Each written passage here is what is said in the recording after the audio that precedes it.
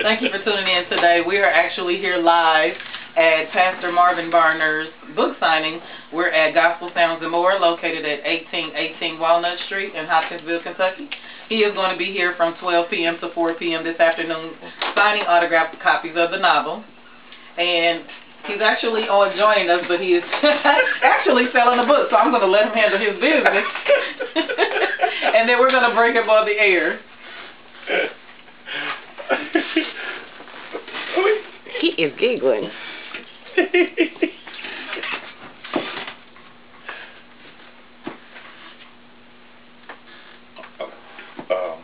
right, you say you want to get a book. It's 12. It's 12. Yes. It's crazy to charge the 99. So give it to her. Thank you. There you go, Doc. You in Greenway. That's how I know I see your face before. Good to see you. Thanks a lot. Okay, Pastor Barney, how are you today? I'm okay. How are you doing? Yes, we are sitting here giggling and laughing. We're having fun. Again, we're at Gospel Sounds and More, located at 1818 Walnut Street here in Hopkinsville, Kentucky.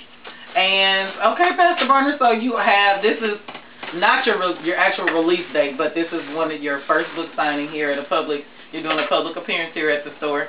So were you excited about doing this book and ready to bring it out, or were you kind of iffy about it? Well, I was excited to bring the book out. I think I was real nervous about coming here because I think about 80% of the city knows me. So that's danger. Okay, so the book is called Surviving the Game. Yeah. Now, of course, I've read the book, and the first page states it's a practical guide for women. Now, of course, being a woman, I want to know, how can you guide me in finding a godly relationship? I'll start trying to put all my business in the street. Well, I go back to the years before I was a pastor, and I know the lifestyle that I was living. And pretty much when you're dealing with women in general, the average woman just wants to be loved, she wants to be respected, and she really just wants someone that's going to be on her team. So I began to reflect about all the things that I used to do, and then I really compare to a lot of the people that I talk to now, and most of them it's pretty much the same story. He did this, he did this, he did this, he did this. So my original concept of the book really was to give kind of like a blueprint or a guideline before you could actually even see the enemy coming to attack. Mm-hmm. So yeah, but it's still nerve-wracking at times. So that's just like the old saying goes, the players change, but the game remains the same. Always, always, always. Okay, so I'm actually going over the preface that has your table of contents. Oh, goodness. So let's talk about... I'm scared.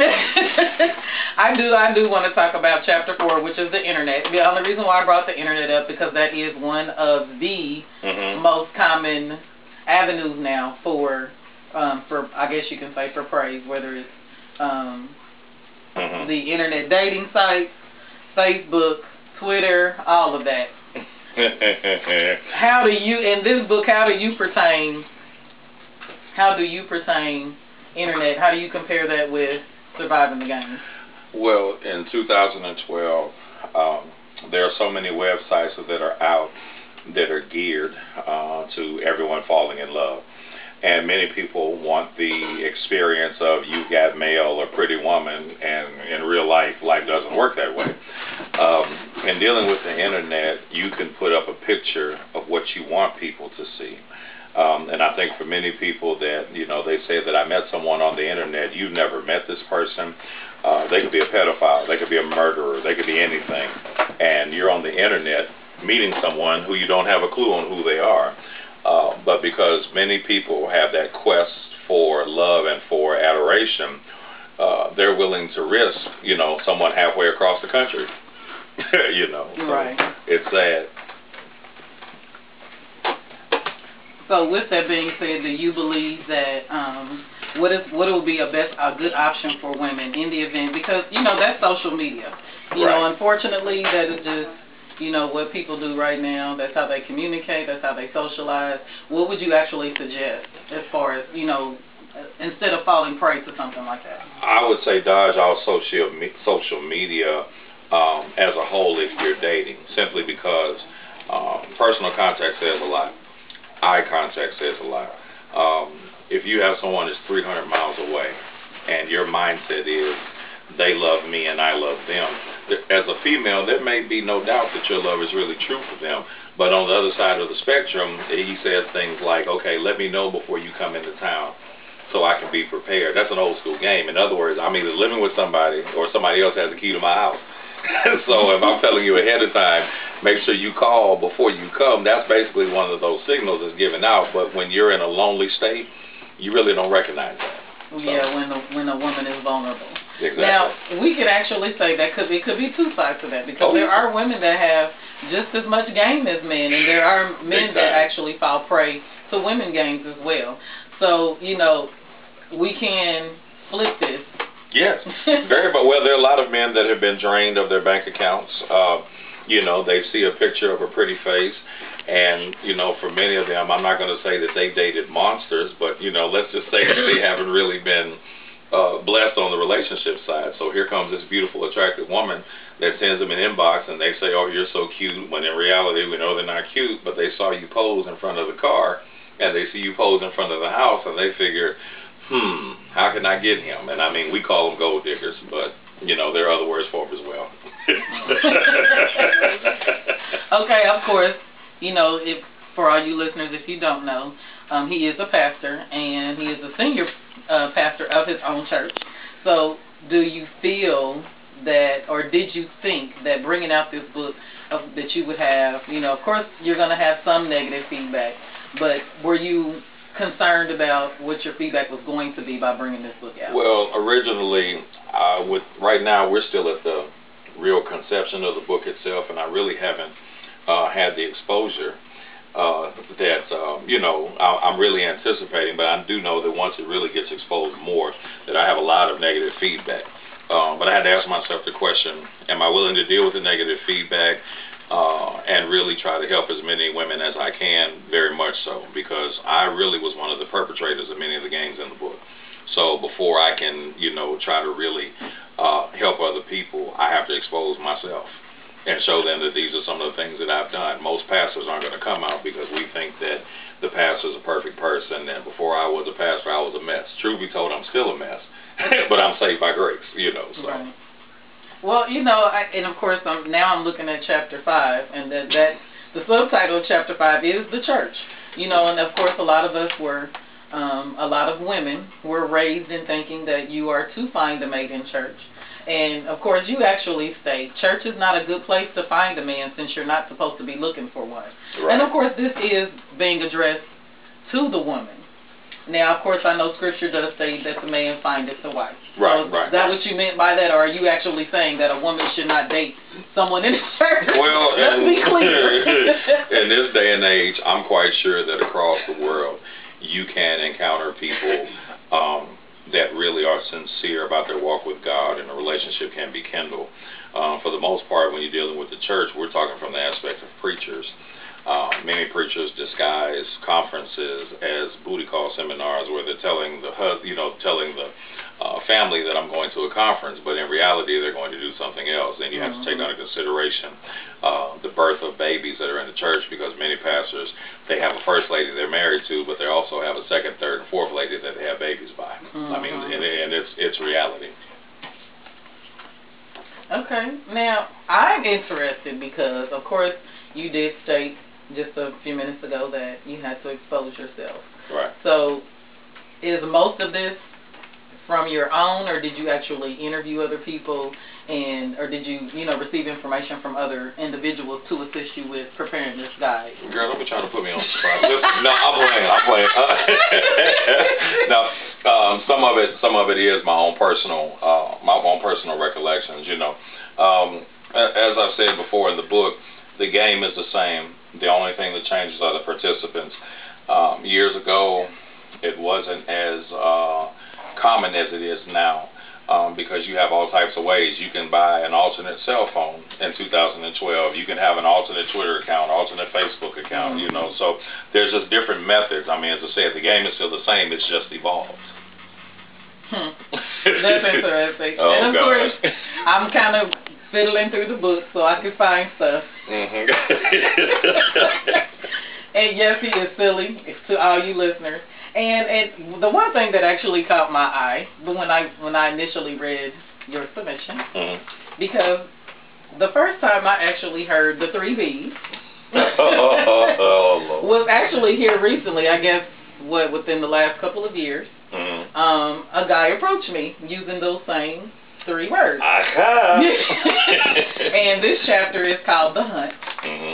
And it wasn't, let me see, I don't think it was quite exactly the way you have it listed, but he said brains, booty, and beauty was what he actually said. But you have booty, breast, and brains. Right. So it's interesting because we know, well, the average woman should know that the man is more visual. Exactly. So of course women are feelers and men are more visual. Right. So there has to be a physical attraction. So we know that he has physically sized you up before approaching you. But is that really a bad thing? No, it's not a bad thing. Many people have a standard of what they want.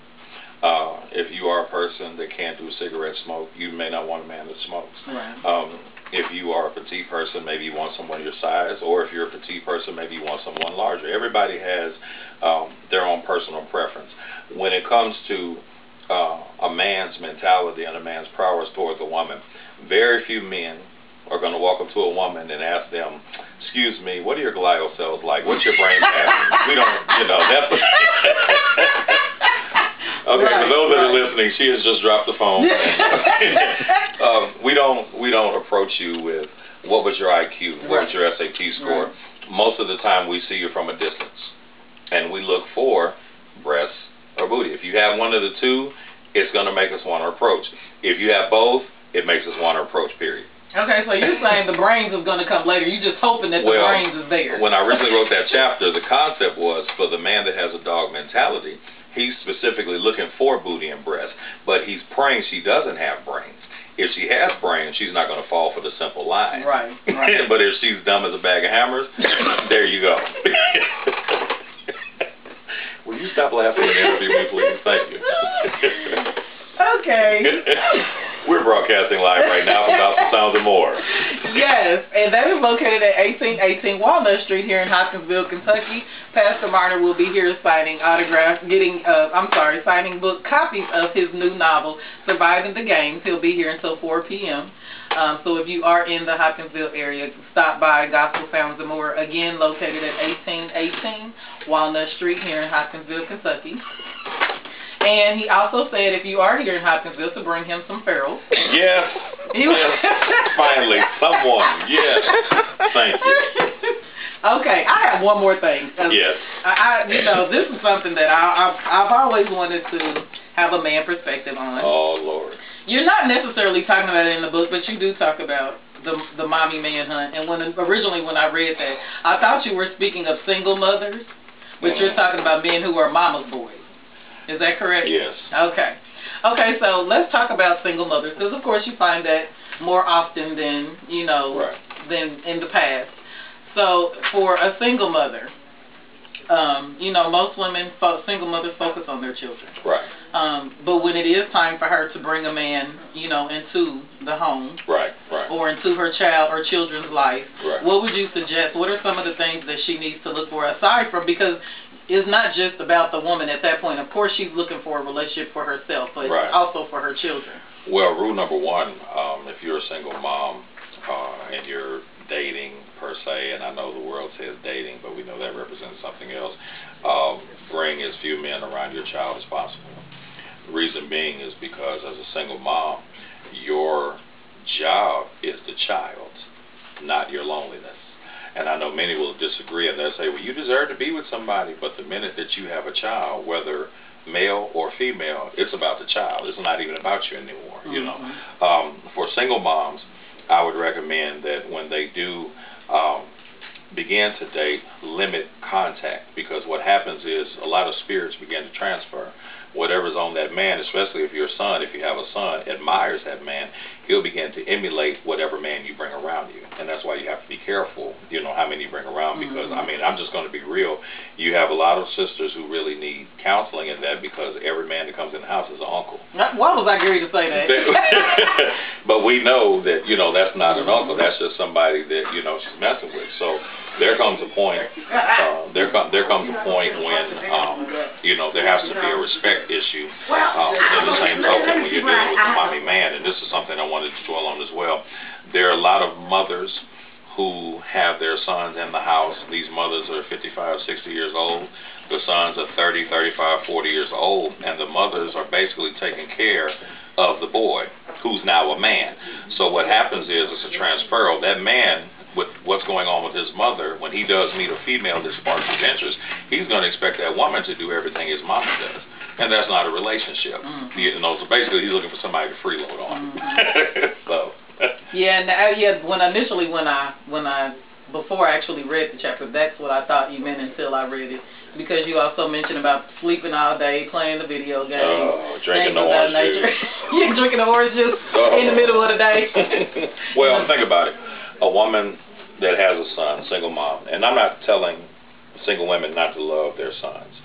What I'm saying is that if you cater to your son and he's of age where he can have his own, and you're consistently catering, the minute a man presents himself to have interest in you, you're not going to really be interested in him. And if you are, the son is going to be a blocker, if you will, because eventually he's going to look like, Mama, what about me?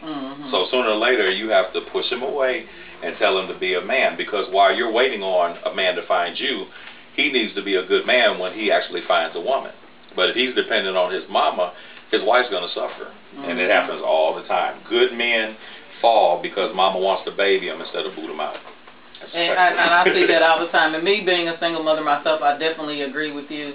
However, I never looked at it from the perspective of my son being in a jealous position. Oh, yeah. When, you know, a man enters. I wanted him out because I wanted him to be a man. It was time for you to grow up and be an adult. Right. That was how I looked at it. But I never looked at it that way. But I can definitely see that happening. Well, think about it. And this is just a scenario. A woman meets a good man. He really wants to pour into that woman and even make her his wife.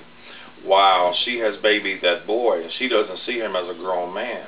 But she sees him still as that little baby she brought home from the hospital. So when he meets someone and says, Mama, I met a girl, she's never going to be good enough. Because eventually it goes from being mother-son to mother saying, that's my son, but he also serves as my man. And that's a real dangerous place to be in.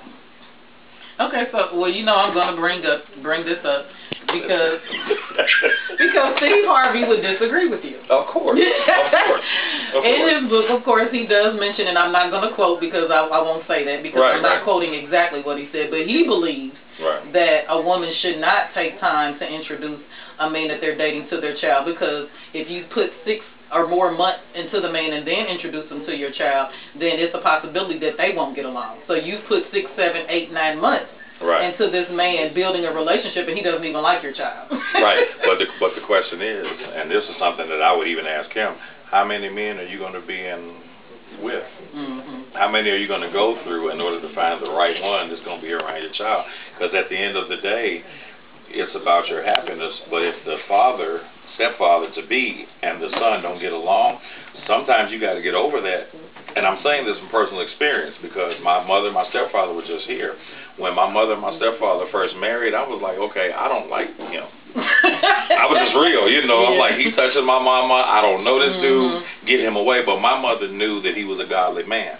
And eventually his spirit rubbed off on me, and he's my dad. I mean, you know what I mean? So, but if you're basing your sole happiness on whether or not the child wants to agree, the boy is never going to care who it is. As long as you touching my mama, I'm not going to like you. I mean, that's just reality, you know. So, but you learn to love them, even though you don't like them in the beginning. But you learn to love them. And do you think that's because, you know, oftentimes if, you know, they do have a relationship with their biological father and then another man comes into the picture, or it's a situation where they're divorced and then a new man comes in and you know, that son or that child wants their family together. So bringing Right. someone else new in is, is going to be an Dangerous. adjustment. Well, let's just be real, and let's go back to the original concept, and I would be a pastor if I didn't say this. The original concept was kind of like the old nursery rhyme, John and Mary sitting in a tree, K-I-S-S-I-N-G. First comes love, then comes marriage. Mm-hmm. With many of us, including myself, I had my son out of wedlock, and I'm thinking, man, she's giving me the blues, and but if I had done it right the first time, there's a 80% chance that God would bless me, and then things will be the way that they're supposed to be. But now the old church would say we put the cart before the horse. So and we have to live with the consequences. Right, and we know God is a God of order, so when yes. you do things out of order, yes. That is what happens, and you definitely have to reap those things. So that's it. That's just a process you have to go through, and just pray your way through it. That's it. That's it. That's it. Okay, we're here live at Gospel Sounds and More, speaking with Pastor Marvin Barner. He will be here signing autographed copies of his new book, Surviving the Games. We're currently located at 1818 Walnut Street here in Hopkinsville, Kentucky. Again, he'll be here till 4 p.m. If you're in the Hopkinsville area, please stop by, meet Pastor Barner if you do not know him. But this is his hometown, so you probably do know him. So please make sure to stop by and come and get your autographed copy. You can get a picture taken with him, so on and so forth. So Pastor Barner, go ahead and tell the listeners where your book can be found. Well, you know what I'm saying. The book can be found on One Karma Publishing, onekarmapublishing.com. And for those that did not know or do not know, One Karma Publishing is really making a dynamic mark in the industry. But you can go to onekarmapublishing.com. You can also go to amazon.com, or you can actually go to Google and type in "Surviving the Games" by Pastor Marvin Barner Jr. And also it will be available on Kindle come Monday. So whenever you get a chance, get there. And I say this because there are a lot of children that are suffering. There are a lot of adults that are suffering simply because we're going about relationships the wrong way. So hopefully the book can help you out. You know what I'm saying? Thank you so much, Pastor Barner. Yeah, we are welcome. here at Gospel Sounds and More, located at 1818 Walnut Street. He is signing autographed copies until 4 p.m. today. If you are in the Hopkinsville area, go ahead and stop by. To all my listeners, thank you so much for tuning in. We will not have any more interviews till after the first of the year, so this is going to be my opportunity to tell everyone that happy holidays, have a safe holiday. Eat with me. I'm going to be eating good. So when we come back January 1st, I think Pastor Barner has something else to say. Shout out to Linda Pearson, the owner and proprietor. Yes, thank you so much. Yay! Shout out to Linda, shout out to Method Man, shout out to Red Man, and all my fans. We're in here having fun today. Thank you so much to all my listeners. Pastor Barner, good luck to you. And Thank you so much. Before we go, why don't you go ahead and mention some of the things you're going to be doing in the future? Coming up within the next year. There are different books that I'm actually working on, but I do want to kind of not stress the titles, but there's one that I'm really going to be pushing, and that is the Charismatic Communion in the Colored Church. It is really opening up some eyes about what's going on in the church, and hopefully if we can open up eyes in the church, then we can kind of decipher what's going on in the neighborhoods, because something has to change. So stay tuned, stay tuned, stay tuned. Well, I look forward to that. Thank you so much again for tuning in. Gospel Sounds and More. He's here till 4 p.m. Come and get your autographed copy. Have a good day.